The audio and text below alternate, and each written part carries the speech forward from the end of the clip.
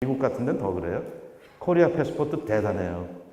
그리고 이제 새로운 여행 패턴, 문화가 다 바뀌었다. 이거는 그냥 넘어가고요. 우리나라 조그매요. 정말 조그매요. 유럽에서 제일 작은 나라 중에 하나인 영국도 우리보다는 커요. 사우스 코리아 기준으로. 영국이 남한의 2.5배예요, 면적이. 우리 정말 작아요. 러시아는 남한의 170배, 캐나다는 남한의 110배. 이런 나라가, 우리나라가 세계 수출 몇 위인지 혹시 아십니까? 여러분 몇 위쯤 될 것 같아요? 수출, 우리나라 수출을 많이 하는, 우리 수출로 먹고 사는 나라예요. 수입도 무지무지 많이 해요. 우리 수출 몇 위?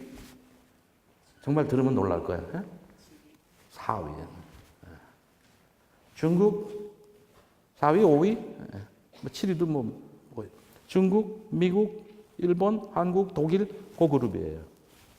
수출한 것만도 수입도 많이 해요. 그렇지만 우리는 압도적으로 많이 수출하기 때문에 우리는 무역 흑자국이에요. 특히 중국에는 숫자가 계산이 안 되는데 중국에서는 어마어마한 무역 흑자를 올리고 있고 미국에서도 어마어마한 무역 흑자를 올리고 있고 우리가 유일하는 게 아니라 몇 개 무역 적자.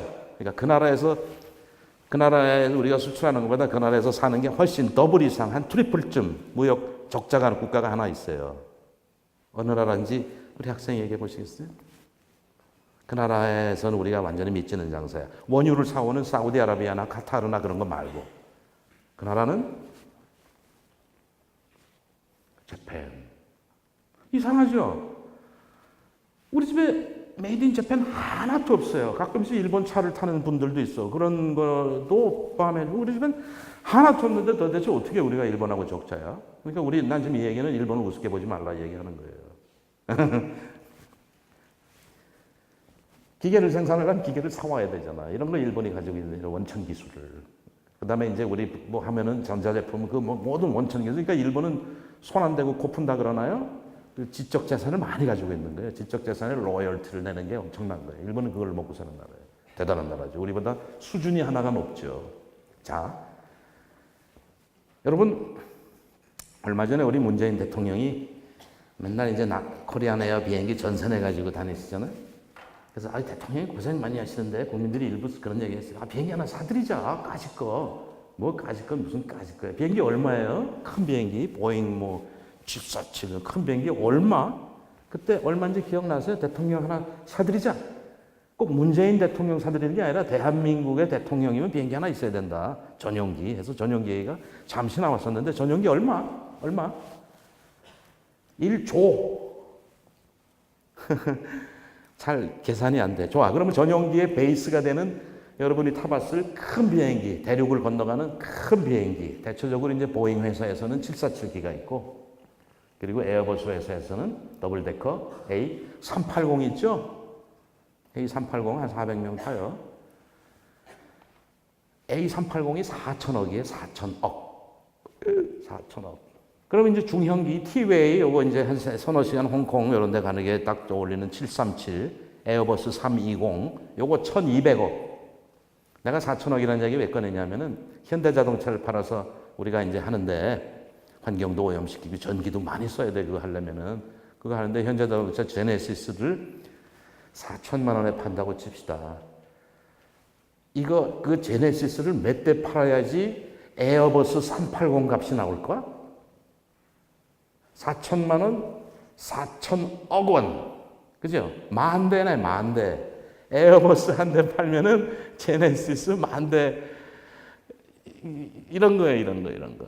이런 거 팔아야지 우리가 이제 되는 거예요. 그러니까 일본 얘기하면서 여기가 나왔어요. 하여튼. 우리도 이제 업그레이드 해야 된다, 업그레이드. 그렇죠? 우리 업그레이드 하고 있어요. 그게 우리 앞으로 해야 될 일이에요. 그리고 여러분이 해야 될 일이고. 라는 나는 그렇게 생각해요. 자. 그렇지만 우리 이제 여기 고유결일이 이건 했고 넘어가겠습니다. 근데 우리는 불행해. 이건 넘어가고요. 그래서 여기 이제 딱 했고요. 저는요, 여러분 그래도 여행 많이 했지만 여러분 9세대 여행 자유화가 1980년에 와요. 전두환 독재 정권이 들어서고서는 국민들한테 선심 쓰기 위해서 몇 가지 정책을 했어요. 여행 자유, 해외여행. 뭐 우리가 먹고 사는 것도 여유로워졌기는 했어요. 통금 해제 그런 맥락에서 그녀는 여행 못 갔어요. 여권을 안 내줬어요. 그래서 저는 비행기 언제 처음 탔냐면 28살 때 난생 비행기 처음 탔어요. 저 1956년생이에요. 1984년 미국 유학 가느라고 비행기라는 걸 처음 탔어요. 제주도만 가도 행복했을 텐데 그 첫 비행기가 미국 가는 비였으니까 미국 가는 비행기였으니까 대박 이런 거 아니었겠어요? 그렇게 살았어요. 참 불쌍하게 살았어요. 여기서. 그리고 인천공항, 그때는 김포공항이에요. 거기서 국제선이 다녔어요. 비행기 하루에 몇 편 다녔어요. 그래서 김포공항에서 비행기가, 노스웨스트 비행기가 이륙하니까 삽시간에 인천 항구가 보이더라고요. 거기서 비행기가 크게 턴을 해가지고 슉 해가지고 한반도를 남쪽을 거리를 잘라서 지나가서 강릉 동해안이 이렇게 보여요. 20분 만에 그걸 지나가더라고요. 그래서 굉장히 속상했어요. 눈물이 흘렀어요. 마음속에. 너무너무 억울했어요. 저기서 28년 동안 썩었던 내가. 그래서 그때는 다시 안 와! 이러고 갔는데 또 현실은 그게 아닙니다. 그래서 저는 그렇게 됐고요. 여러분은 여러분 나랑 같은 여러분 앞세대랑 비교 한번 해보라는 거예요. 여러분 자유대한에 살고 있잖아요. 우리는 이렇게 살아야 돼요. 바깥을 봐서. 그 얘기를 제가 하고 싶은 거고. 그리고 만약에 내가 여러분 나이에 이런 세계에 눈 떴다면 아까 얘기했잖아요. 교수 안 했을 거라고. 논문을 누가 읽냐고요? 논문 4사람 읽어요. 4사람. 교수가 이거는 녹화하면 안 되는데. 자, 그래요. 따분한 일이에요. 예. 구텐베르그 시대의 유물이에요. 적폐, 인쇄매체라는 거는. 예. 그게 논문이에요. 따분한 일이에요, 자간. 자유롭지 않아요. 여러분 세계를 꿈꾸면서 살아요, 여러분한테는. 먼 얘기일 것 같아요. 자, 그러면 어떻게 하느냐? 그래서 제가 여기는 일부 얘기를 했어요. 짐이 가벼워야 돼, 짐에 치여요. 짐이 많으면 버스 못 타요. 택시 타야 돼요. 돈 들어요. 비싸게 돈 들어요. 그 다음에 짐이 주인을 해서 짐을 줄여야 돼요.